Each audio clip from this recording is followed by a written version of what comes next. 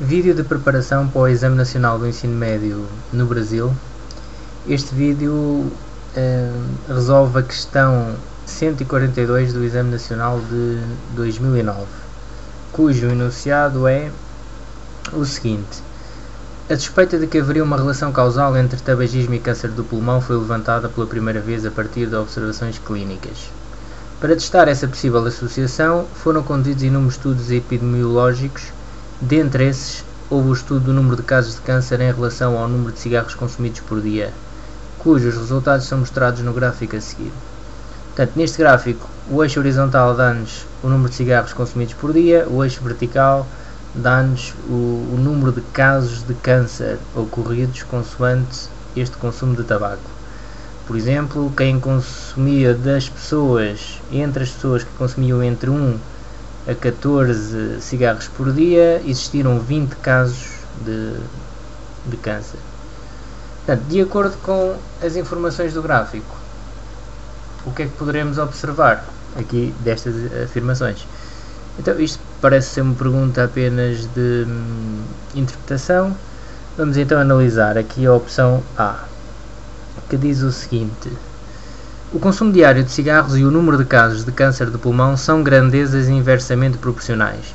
Bom, esta é falsa logo assim à partida, porque duas grandezas são inversamente proporcionais se quando uma cresce, a outra decresce, não é? E isso tem que acontecer segundo uma determinada razão. Ou seja, não basta uma crescer para outra decrescer para já haver proporcionalidade inversa, mas de qualquer maneira isso tem que acontecer, e portanto aqui não acontece, as duas variáveis estão a crescer, ok? Portanto não são inversamente proporcionais. O consumo diário de cigarros e o número de casos de câncer de pulmão são grandezas que não se relacionam. Bom, a afirmação B também é falsa. As duas grandezas relacionam-se de alguma maneira, não é? Não é necessário ser diretamente proporcional ou inversamente proporcional para haver uma relação. Elas estão relacionadas, ok?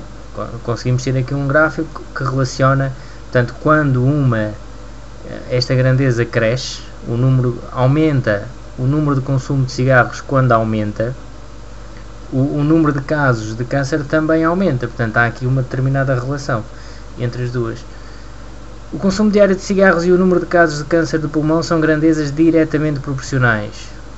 Bom, esta também é falsa, não é? Portanto, o que é que tem que acontecer para serem diretamente proporcionais? Em termos de gráfico é muito fácil, tem que ser uma reta e tem que passar na origem. Portanto, esta aqui até passaria na origem, mas não é uma reta. O gráfico não é formado por uma reta, ok?